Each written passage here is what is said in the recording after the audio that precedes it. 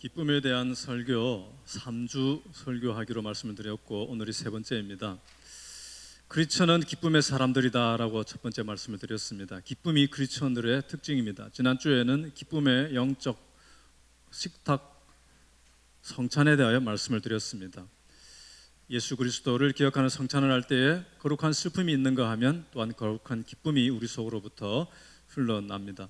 그래서 그 성찬의 빵과 잔을 받아 먹고 마실 때 우리는 거룩한 기쁨 안에서 마지막 하늘 잔치를 바라보며 우리는 성찬을 받는다라고 제가 지난주에 말씀을 드렸습니다. 그런데 이 기쁨, 크리스천의 특징인 이 기쁨은 관계적이고 공동체적이다는 말씀을 오늘 이제 설교 드립니다. 사람은 같이 기뻐할 때 기쁨이 더 커지죠. 인간은 그런 존재입니다. 로마서 12장 15절 같이 기뻐하는 사람들과 함께 기뻐하고 우는 사람들과 함께 우십시오. 이것이 주님의 명령입니다. 크리스천이 되는 것은, 신자가 되는 것은 나 홀로 잘 믿는 차원으로 그냥 끝이 나는 것이 아닙니다. 고린도전서 12장 20절에 놀라운 주님께 말씀이 있습니다. 시작. 너희는 그리스도의 몸이요 지체의 각 부분이라. 너희가 그리스도의 몸이다. You are body of Christ. 예수님의 몸을 우리가 이루고 있다라는 것입니다. 신자들이 서로 연결되어져서 예수님의 몸에 붙어 있고 그것이 교회라는 것입니다. 한 사람이 세례, 침례를 받는 것은 그 사람과 하나님과의 영적인 놀라운 사건이지만 동시에 그 사람이 하나님의 가족으로 들어가는 사건이고 주님의 몸 교회로 소속되는 공동체적인 사건입니다. 그래서 고린도전서 12장 26절에 같이 읽습니다. 한 지체가 고통을 당하면 모든 지체가 함께 고통을 당합니다. 한 지체가 영광을 받으면 모든 지체가 함께 기뻐합니다. 같이 아파하고 같이 즐거워하는, 같이 기뻐하는 주님의 몸, 이것이 교회의 참된 모습입니다. 그래서 교회가 처음 탄생했을 때 모든 교회들의 어머니 교회와 같은 예루살렘 교회가 처음 1세기에 탄생했을 때 그 교회는 함께 기뻐하는 그런 공동체였습니다. 사도행전 2장 46절부터 같이 읽습니다. 그리고 날마다 한 마음으로 성전에 열심히 모이고 집집이 돌아가면서 빵을 떼며 순전한 마음으로 기쁘게 음식을 먹고 하나님을 찬양하였다. 그래서 그들은 모든 사람에게서 호감을 샀다. 주님께서는 구원받는 사람을 날마다 더하여 주셨다. 정말 아름다운 공동체죠. 모두가 닮고 싶은, 모든 교회가 닮아가기 원하는 그런 교회입니다. 그런 아름다운 공동체 예루살렘 교회가 될 수 있었던 것은 함께 기뻐하고 함께 우는 그런 관계가 되어갔기 때문입니다. 따뜻한 분위기, 기쁨의 분위기, 집집마다 모여서 찬양하고 말씀을 배우고 밥을 먹고 그러면서 좋은 일이 있으면 함께 기뻐하고 힘들고 아픈 이야기를 하다가 서로 함께 울어주고 그러다가 가만히 보니까 저 집에 요즘에 경제적으로 가난하구나, 고아구나, 과부구나. 그래서 서로 돈을 내고 돕습니다. 돈이 없으면 땅과 제 집을 팔아서라도 서로를 도왔습니다. 44절 45절 시작. 믿는 사람은 모두 함께 지내며 모든 것을 공동으로 소유하였다. 그들은 재산과 소유물을 팔아서 모든 사람에게 필요한 대로 나누어 주었다. 그렇게 함께 기뻐하고 함께 우는 그런 사람들이 되어져 갔던 것입니다. 그래서 예루살렘 교회가 강력한 생명력 있는 공동체였습니다. 사도행전 8장에도 빌립이 사마리아 성에 복음을 전했을 때 그 복음으로 사람들이 변화되고 마을이 변화되었을 때 그 성, 그 시티가 기쁨으로 가득 찼다라고 되어 있죠. 오늘 주보에 보시면 목회 칼럼이 있는데요. 평소에 제가 늘 적는데 얼마 전에 제가 전도사님에게 전도사님이 10월에 목회 칼럼 하나 적을 수 있도록 자신의 사역을 돌아보면서 나눌 만한 일 있으면 같이 나누세요 했는데요. 제가 어제 저녁에 이걸 가만히 보면서 참 너무나 감사한 내용들이 여기에 있습니다. 그 중에 한 부분을 제가 읽어드립니다. 2번에 대한 것인데요. 늘 푸른 뉴스 및 교육부, 대학부, 청년 그리고 교회 전체가 자주 듣는 평판 중 하나가 교회 안에 따스함이 있다는 것입니다. 그럴 때면 저도 종종 우리 늘 푸른 식구들이 참 특별하다고 동의하곤 했습니다. 그러다가 지난달에 한 청년 목자가 늘 푸른 공동체의 그 따스한 말과 행동들이 나를 살렸다고 간증을 했는데 그때 성령님이구나 라고 다시 한번 깨달아졌습니다. 우리 안에 거하시는 성령님의 인재가 공동체 안에서 체험되는 것이었고, 그 성령의 열매가 우리 각 사람의 성품으로 맺혀가면서 조금씩 따스한 사람들이 되어가고 있었구나. 이 얼마나 감격스러운 일인지요. 여러분 각자의 가정에서, 목장에서, 사역에서, 또 삶의 터전에서도 이런 성령님의 역사가 일어나고 있음을 믿음의 눈으로 보시길 기도합니다. 이런 내용 적으라고 제가 절대 지시하지 않았습니다. 그냥 자신의 사역에 나눌 것 있으면 나누세요. 근데 아주 감동적이죠. 우리 교회 여러분 따뜻한 분위기가 있습니다. 제가 2월 말에 우리 교회 왔을 때 지난 8개월 지나면서 우리 교회의 이 특별함이 있는 것을 저는 많이 느낍니다. 따뜻합니다. 밝습니다. 근데 그게 늘 기쁜 일만 있어서 그런 것은 아닙니다. 교우들이 살아가는 형편이나 목장의 분위기나 우리 교회 여러 가지 그런 이렇게 보면 때로는 다 기쁜 것만 있는 건 아니잖아요, 그죠? 때로는 짜증스럽기도 하고, 여러분도 아마 목장 가도 재미가 없을 수도 있고, 교회는 또 앞으로 해야 될 여러 가지 숙제도 있고 그렇습니다. 그런데도 우리 교회가 이런 따뜻한 참 밝음의 분위기가 있게 되는 것은 여러분들이 지난 세월 같이 기뻐하고 같이 우는 사람들로서 함께 여기까지 걸어왔기 때문입니다. 그 함께 기뻐하고 함께 우는 경험을 계속 쌓아온 것입니다. 그것이 관계 내공이라 할까요? 그게 딱 이렇게 잡혀 있는 것입니다. 그래서 담임 목사가 없는 상당한 시간 동안에서도 여러분들은 교회를 이렇게 그 분위기로 덮어올 수가 있었던 것이죠. 이런 것이 어떻게 해서 가능할 수가 있었겠습니까?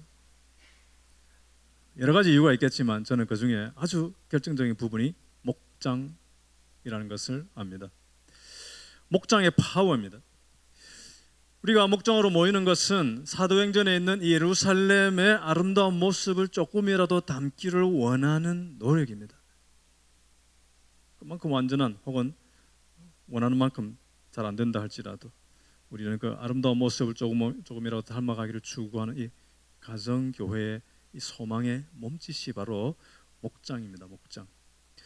제가 2023년에 뉴욕타임즈의 어떤 글을 읽게 되었는데요. 거기 보면 런던 정경대학 교수인 폴 돌란이라는 분의 내용이 중간에 나옵니다. 이분은 Professor of Behavioral Science at the London School of Economics and Political Science. 영국에 있는 그 런던의 대학에서 행동과학, Behavioral Science를 연구하는 분이에요. 그분이 이런 이야기를 합니다. We are not meant to be lonely as a species. If you were to think of the most significant interventions to improve life expectancy after quitting smoking, it's don't be lonely. 기대 수명을 늘리려면 기대 수명 몇 살까지 살 수 있을까라는 예상되는 수명이 있잖아요. 그 기대 수명을 늘리고 싶으면 첫 번째 사항은 금연, 스모킹 하지 말라는 것입니다. 그 다음에는 외롭게 지내지 마라. 오래 살고 싶으면 다른 사람과 연결되라는 것입니다. 여러분 오래 사시기 바랍니다. 여러분 오래 사시기 원하십니까? 우리 교회 교인들은 너무 영적이 되어서 빨리 주님께로 가고 싶은 것 같아요. 일부 때도 제가 물으니까 교인들이 당황해가지고 이걸 아멘 해야 될지 말아야 될지 하시던데 다 오래 살고 싶으시잖아요. 그런데 오래 살려고 하면 뭐 금연하는 거 이것은 너무나 상식이다 그런 차원이고, 그 다음에 정말 중요한 것은 Don't be lonely. 홀로 되지 말라는 것입니다. 사람들과 연결되라는 것입니다. 그래서 이제 이 교수의 그런 내용을 포함해서 전체적으로 이 외로움에 대한 그 주제의 그 기사였는데요. 그 기사의 첫 문장이 이거예요. Loneliness crushes the soul. 외로움이 영혼을 짓밟고 파괴한다는 것입니다. 그러면서 예를 드는데 저도 아주 놀랐어요. 외로움은 매일 담배를 15개 피우는 것보다 치명적이라는 것입니다. 그리고 매일 술 6잔을 매일 마시는 것보다 더 위험한 것이 외롭게 지내는 거라는 것입니다. 그리고는 이 기사의 제일 마지막 문장은 우리가 행복한 삶을 살기 위해서는 서로를 필요로 합니다. For the sake of our happiness and well-being, we need one another. 행복하고 좋은 삶을 살고 싶으면 연결되라는 것입니다. 그래서 목장이 중요합니다. 여러분 가정교회 완전한 것 아닙니다. 부족함이 있습니다. 저에게 가정교회 문제나 한계를 이야기하라고 하면 여러분이 말하는 것보다 훨씬 논리적이고 신학적으로 제가 또 경험적으로 말을 할 수가 있습니다. 그럼에도 저는 가정교회를 너무 좋아합니다. 왜? 이 땅에는 어차피 완전한 교회가 없는데 수많은 교회 모델 중에 저는 가정교회야말로 정말 놀라운 교회 모습이 있다는 것을 저는 확신하기 때문입니다. 부족하죠. 문제가 있습니다. 제가 목회자로서 목장들을 가만히 살펴보면 어떨 때는 불안불안한 목장들이 있어요. 저 목장에 가는 게 재미가 있을까? 그런 생각이 들 때도 있습니다. 저 목자 목녀 너무 애쓰고 힘들겠구나. 그런 생각이 들 때도 있습니다. 그런데도 불구하고 우리의 이 가정교회 목장은 일반 교회에 있는 그런 소그룹이나 구역과는 분명히 다른 것이 있습니다.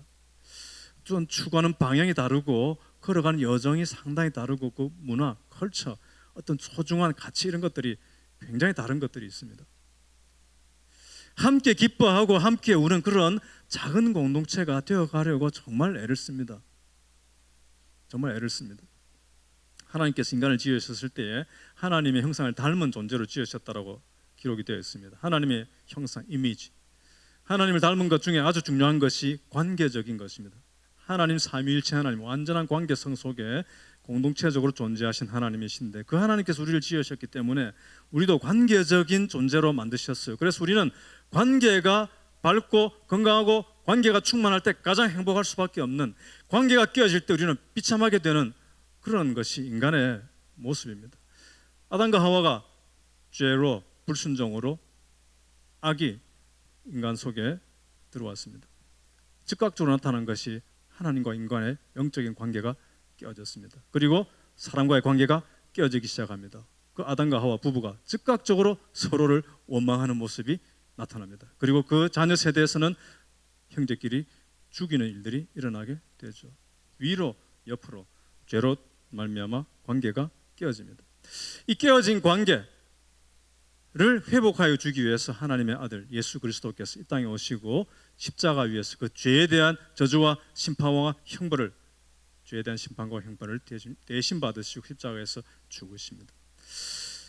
교회는 이 회복의 복음, 회복의 길에 대한 메시지, 이 관계의 회복에 대한 하나님의 복음을 경험하고 전하는 하나님의 소중한 기관이 교회입니다.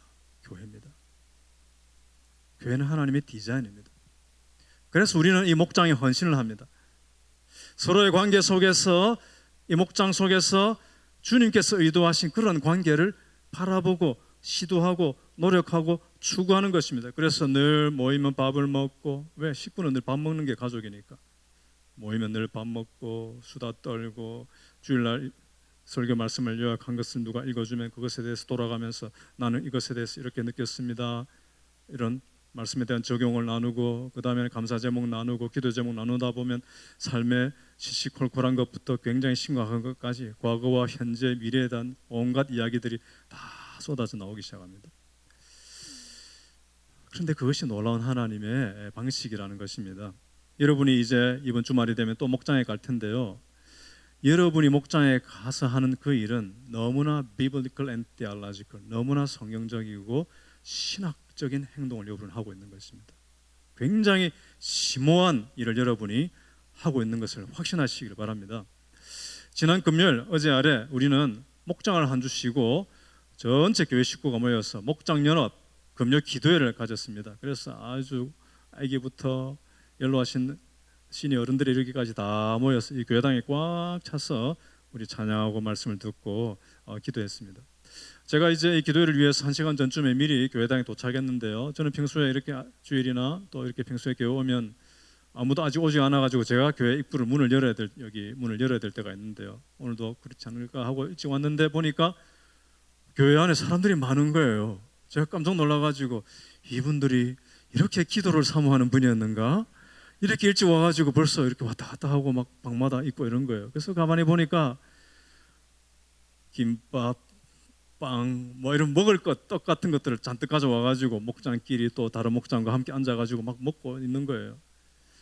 7시 반에 기도회 시작하는데 목장 식구 중에 직장에서 바로 와야 되니까 밥을 못 먹고 오니까 목자님, 목녀님들이 또 목원 식구들이 서로를 챙기기 위해서 막 뭔가를 가져온 거예요. 그래가지고 없는 다른 옆에 목장도 나누어주고 저보고도 먹으라고 그랬는데 제가 하나도 먹지 않고 돌아서서 제 방으로 들어가면서 제가 안 먹어도 배가 불렀습니다. 야, 우리 교우들 대단하다.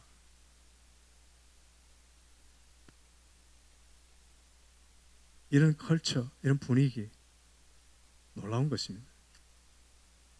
여러분, 코로나 팬데믹 시대가 왔을 때에 온 세계가 힘들었죠.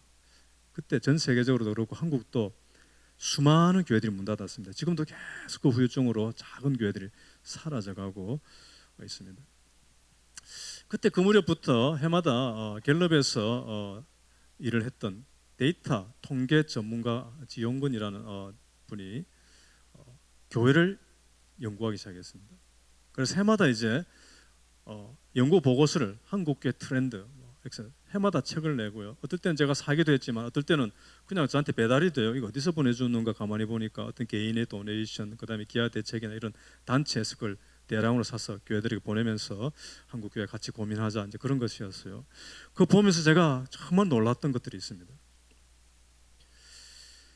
팬데믹이 와서 교회들이 팍팍 쓰러지고 교회 갈 수도 없고 문 닫고 그런 일들이 생기는데 그 가운데서도 쌩쌩하게 모이고 있고 팬데믹과 상관이 없이 생명력이 움직이고 오히려 더 강화되고 성장하면서 나아가는 그런 교회들이 있더라는 것입니다. 그래서 이 데이터 전문가가 가만히 보니까 그게 가정교회였어요. 그래서 퓨처 처치, 미래 교회에 대한 가정교회다. 이분은 가정교회랑 아무런 상관이 없는 분이었어요. 가정교회가 뭔지도 모르는 분이었어요. 그러면서 그분이 스스로 가정교회를 연구하기 시작하고 목회자 컨퍼런스 가보기도 하면서 해마다 이 책을 내면서 이분은 자료로 숫자로 말씀하는 분이니까 이렇게 갈 수밖에 없다. 이렇게 가야만 앞으로 교회는 아름다운 교회가 될 수 있다 이야기하고 있습니다. 그래서 한국에는 지금 가정교회 운동이 정말 들불처럼 퍼져나가고 있습니다. 목회자를 위한 세미나 컨퍼런스 하면요 1,000명씩 2,000명씩 모입니다. 한꺼번에 다 모일 수가 없어서 지역을 나누고 그런 세미나 컨퍼런스들이 계속 모이고 있습니다. 젊은 부모사님부터 연세 높은 목회자들까지 다 모여서 같이 이야기하고 고민하고 나누고 울고 웃고 그렇게 합니다. 여러분, 이 팬데믹 기간에 가정교회 하는 그 목장들이 사람들을 초청하죠. 우리 밥 먹는데 올래? 그러니까 밥 먹는다 그러니까 오랜만에 사람들 한동안 그 사회적 거리를 두기로 했잖아요. 소셜 디스턴스 하다가 밥 먹으러 오라 그러니까 가보고 싶은 거예요. 가서 보니까 사람들이 만나가지고 밥 먹고 수다 들고 노래도 하고 그게 목장이어서 목장. 어떤 분들은 목장 가자 그러니까 이 대도시에 목장이 어디 있냐, 큰 부자가 조그맣게 울타리 치고 풀 먹이면서 소 키우나 하고 따라가 보는 거예요. 가보니까 아파트 속에 목장이라고 모여가지고 또 먹고 수다 들고 차 마시고 주일 설교 말씀 나누고 기도하고 울고 웃고 그걸 보면서 강력한 매력을 느끼는 거예요. 예수님이 누군지 교회가 뭔지 모르지만 그 속에 강력한 매력을 느끼는 것입니다. 그 함께 울고 함께 웃는 삶을 지속적으로 계속 실천하는 현장이 바로 목장입니다. 목장. 여러분들의 목장이 바로 그런 함께 웃는 기쁨의 센터로서 더 강력해져 가기를 축원합니다. 예. 축원합니다. 예. 지치고 낙심했던 상한 마음을 가졌던 목장 식구들이, 그런 영혼들이 여러분 목장에 와서 밥 먹고 이야기 듣다가 자기 이야기도 하고 그래서 기쁨을 회복하는 그런 기쁨의 센터가 되기를 소망합니다. 그리고 그런 우리의 기쁨은 교회의 울타리, 목장의 울타리를 넘어서 흘러갈 수가 있어야 됩니다. 레위기 25장 10절 같이 읽습니다.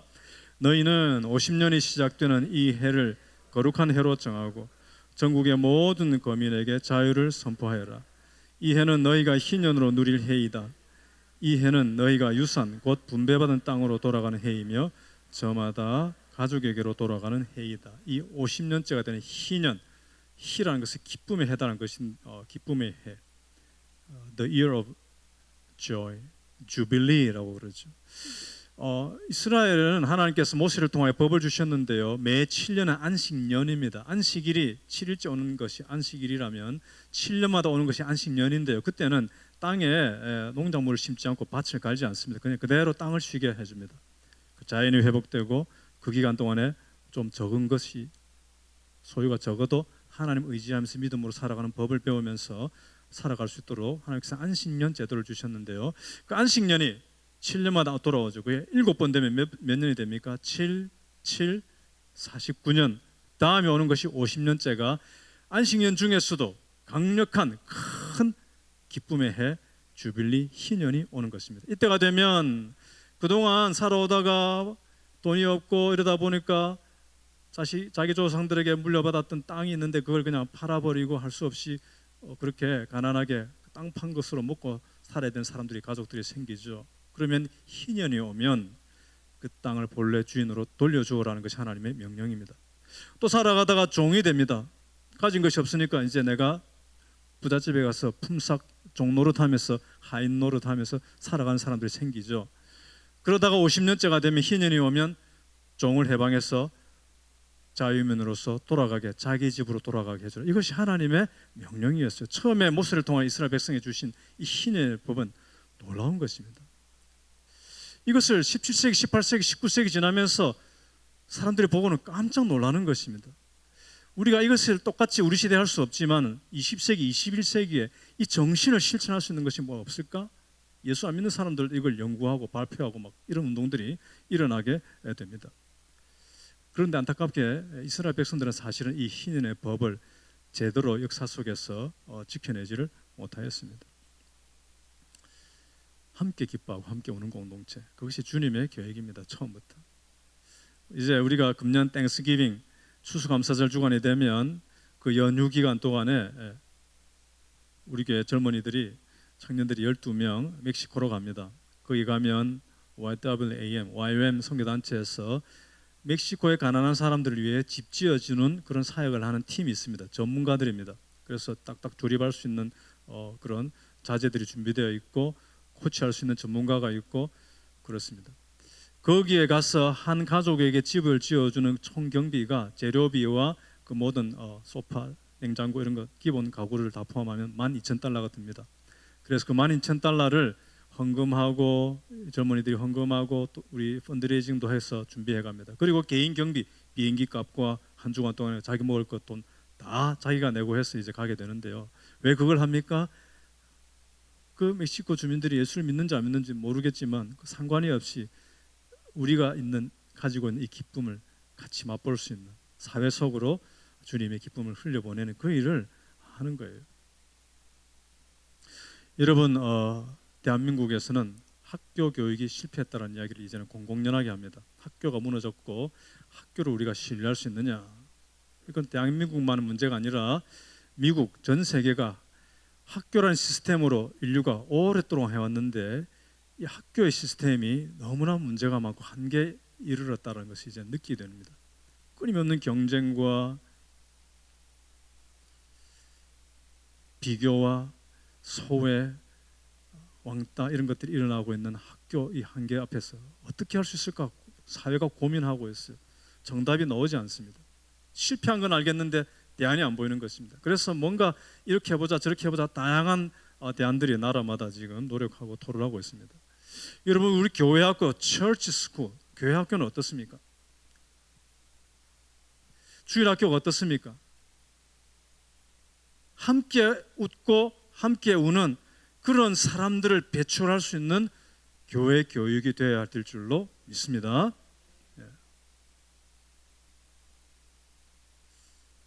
그것이 주님의 방식입니다. 이 세상이 그런 방식으로 살아가는 사람들을 기다리고 있습니다. 세상은 그런 사람들을 갈망하는 시대가 되었습니다. 사진 하나 보여주세요.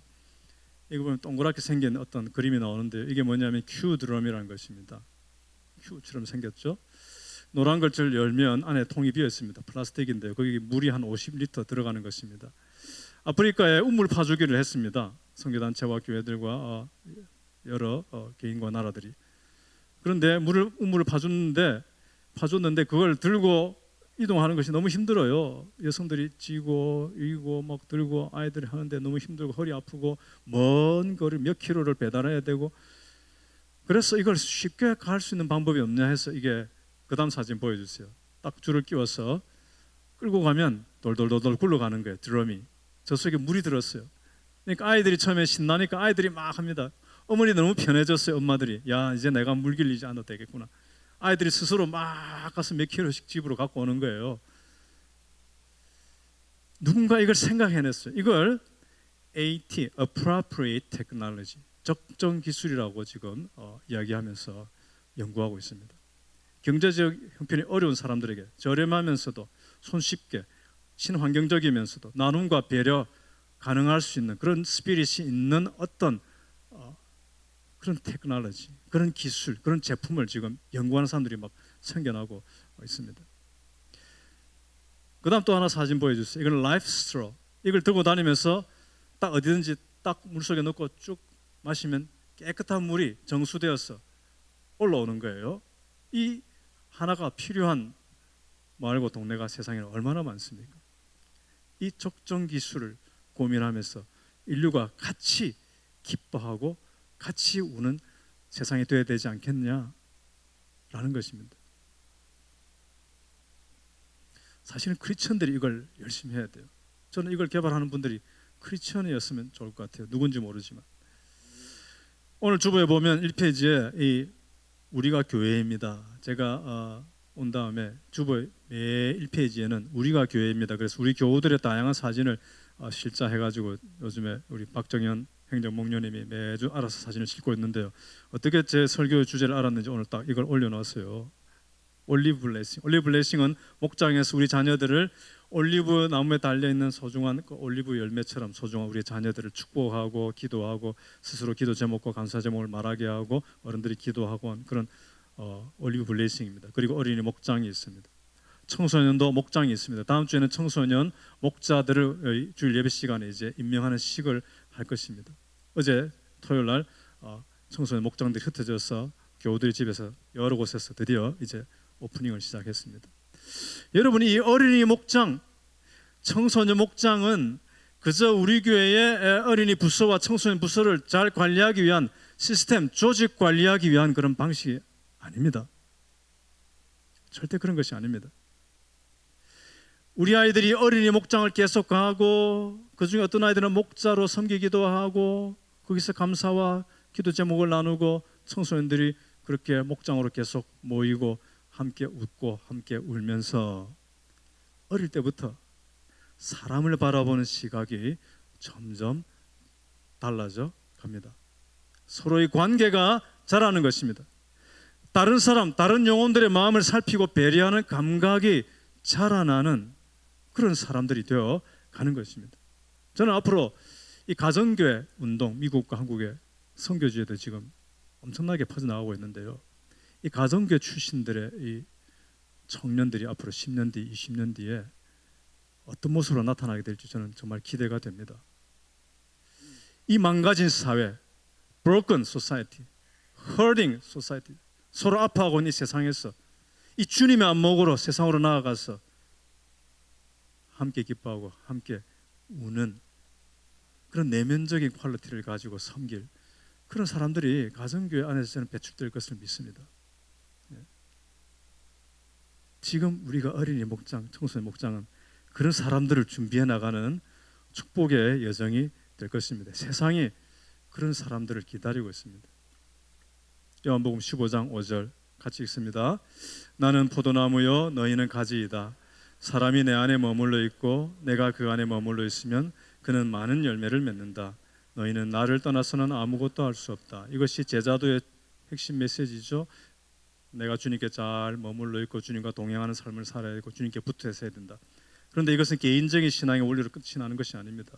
여러분 포도 농장에 갔는데 포도나무들이 있는데 포도나무에 나무마다 하나씩만 가지가 달려 있으면 포도 주인이 기절하지 않겠어요? 얼마나 놀라고 마음이 아프겠습니까? 포도나무에는 가지들이 많이 달려 있는 것입니다. 나 혼자 예수 믿고 끝나는 것이 아닌 것입니다. 우리는 서로 연결이 되어져서 포도나무이신 주님께 같이 붙어 있는 것입니다. 교회는 같이 붙어 있는 것입니다. 예수님께 내가 붙어 있다는 것은 주님의 몸인 Body of Christ, 교회 공동체에 붙어 있는 것입니다. 코로나 시대를 지나면서 사람들이 유튜브로 영상으로 예배를 드리면서 가난한 교인들이 많이 생겼죠. 안 나가, 교회 안 나가, 거꾸로 하면 가난. 그래서 예수님은 좋은데 교회는 안 가고 싶어, 이런 사람들이 많이 생겼습니다. 참 그 이유를 들어보면 안쓰럽기도 하고 이해가 되는 부분들이 많이 있습니다. 이해는 합니다. 그러나 그것은 성경적인 생각이 아닙니다. 예수님이 의도하신 그런 교회가 아닌 것입니다. 예수님의 논리에 맞지 않는 것입니다. 예수님의 몸인 교회에 붙어 있지 않으면 body of Christ, 예수님께 붙어 있지 않는 것입니다. 예수님의 몸인 교회에 잘 붙어 있기를 바랍니다. 그리고 그 늘 푸른 교회 속에 있는 작은 교회와도 같은 목장에 여러분 잘 붙어 계십시오. 우리 교회는 누구든지 우리 교회 오면 이 교회가 주님의 몸인가 보다, 그래서 이 교회에 딱 붙어 있고 싶은 그런 마음이 일어나는 그런 교회가 점점 되어가기를 소망합니다. 목장에 가면 이 목장에 내가 딱 붙어 있어야 되겠구나, 이런 생각이 들게 되는, 그런 같이 기뻐하고 같이 울 수 있는 그런 목장이 점점 되어가기를 축원합니다. 그런 교회가 되어가는 이 신앙의 여정에 모두가 함께 해주십시오. 아무도 제외되지 않고 같이 가십시다. 주님의 몸인 교회와 함께 기뻐하십시오. 저는 오늘 예배 마치고 나면 잠시 후에 1시 20분부터 예수 영접 모임을 합니다. 1시간쯤 하고 마치고 나면 저는 얼른 집에 가서 옷 갈아입고 이제 가방을 싸가지고 달라스로 출발해야 됩니다. 아내와 함께. 오늘 저녁 6시에 달라스 지역 가정교회 목회자들의 모임이 있습니다. 텍사스 지역. 그래서 달라스에 무슨 모임인데요. 그때 그 목사님들은 다 달라스에 계세요. 저 혼자 이제 멀리서 가는데요. 그 단톡방에 광고가 올라왔길래 처음에 지난주에 갈까 말까, 가고 싶은 마음 80%, 안 가고 싶은 마음 20%. 왜 오늘 저녁에 이렇게 하고 나면 너무 피곤하고 가서 하고 나면 밤에 못 돌아오니까 저는 자기들은 집으로 다 가지만 저는 하루 자고 와야 되고, 돌아오면 화요일부터 또 상공부 4개 클래스를 위해서 준비하고 강의를 확인하고 파워포인트 다시 또 바꾸고 이런 작업들을 해야 되는데, 그걸 하려고 하면 시간이 절대적으로 필요한데 갔다 오면 힘들겠다 생각이 들기 때문에 20%는 안 가고 싶은 마음이 있었어요. 그래서 빨리 올 분들은 답을 올리시기 바랍니다 하는데 저는 안 올리고 잠깐 기다리고 있었는데 아내가 당연히 가야지, 그래서 그분의 명에 따라서 제가 바로 이렇게 우리도 갑니다 해가 올려놓고 지난주에 이제 오늘 오후에 제가 출발을 합니다. 근데요 정말 가고 싶어요. 왜냐하면 가정교회 목회자들이 모이면 그 모임 속엔 다른 것이 있어요. 저는 일반교회 목회도 하고 일반교회 목회자님들 중에 정말 귀하고 좋은 분들 많습니다. 제가 늘 배우고 그렇게 해왔는데요. 그러나 그럼에도 불구하고 일반 가정교회 하고 있는 목회자들의 모임과 다른 목회자들의 모임에는 분명히 다른 게 있어요.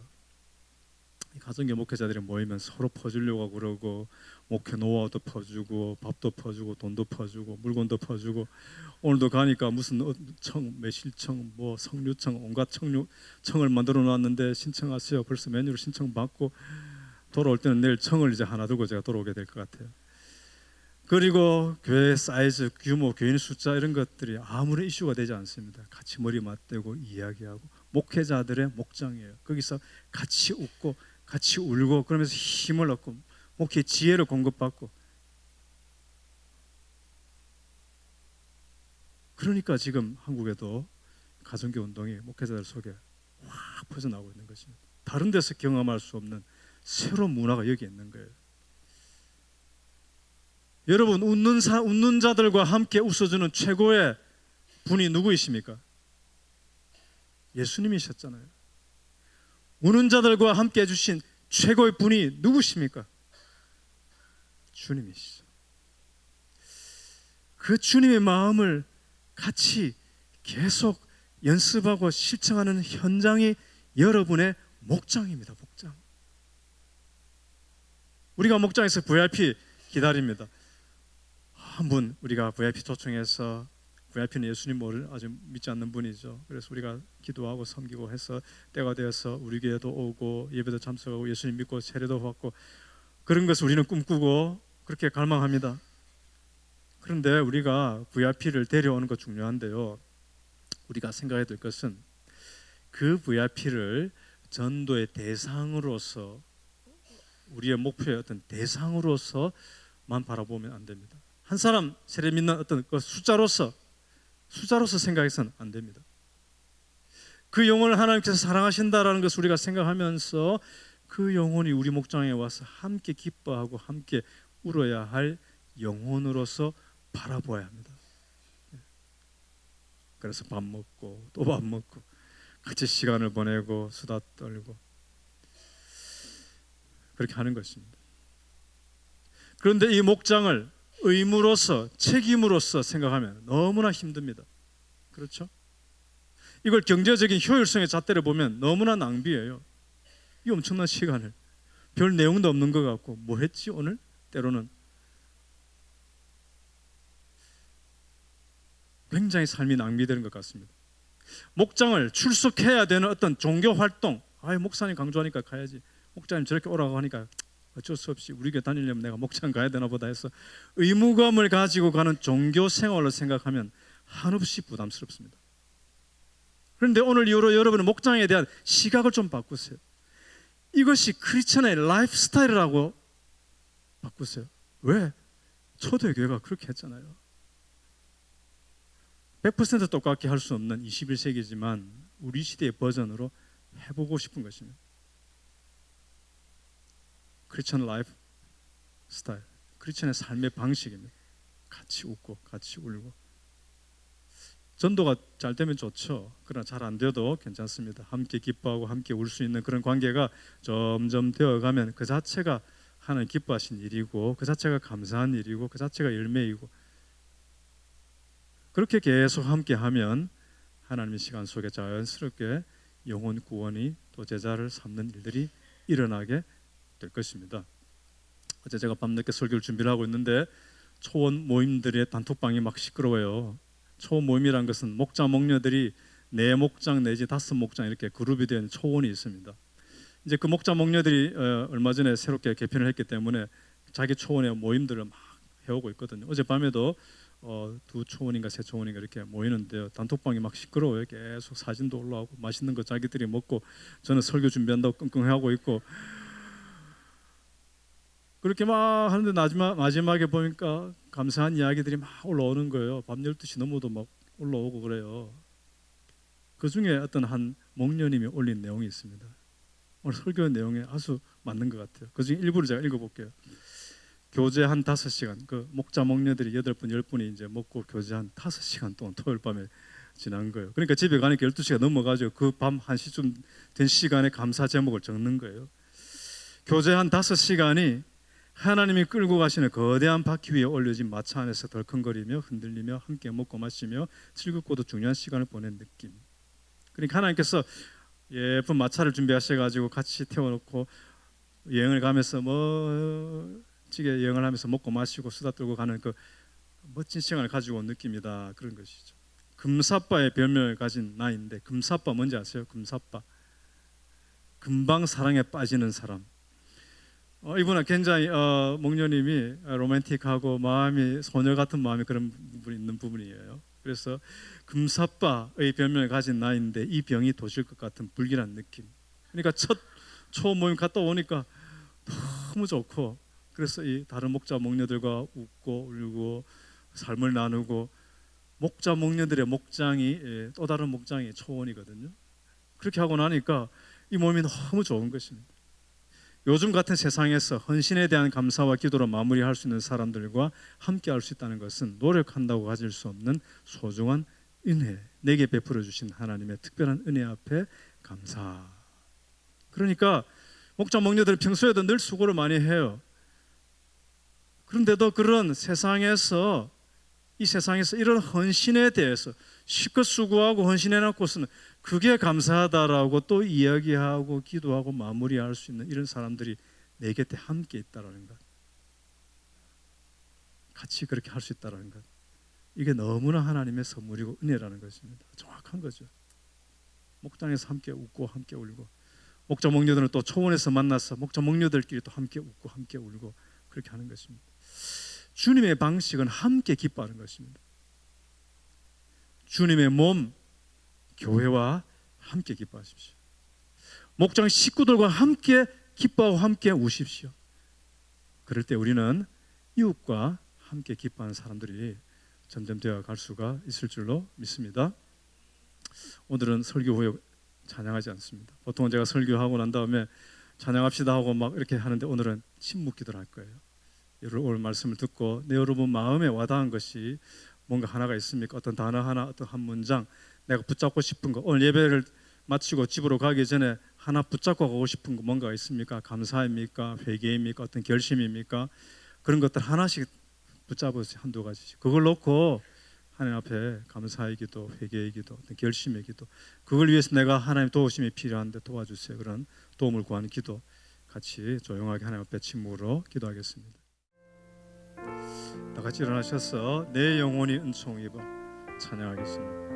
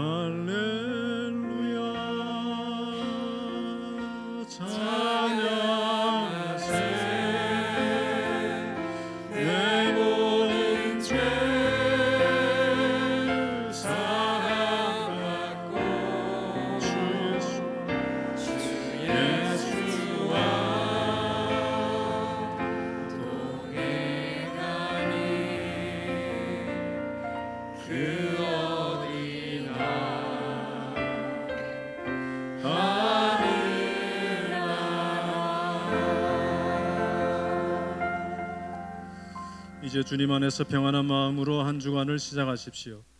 선한 일에 용기를 가지며 악을 악으로 갚지 말고 모든 일에 죽게 하듯 하십시오. 성령을 따라 행하며 어둠의 일에 참여하지 말고 선을 행하되 낙심하지 마십시오.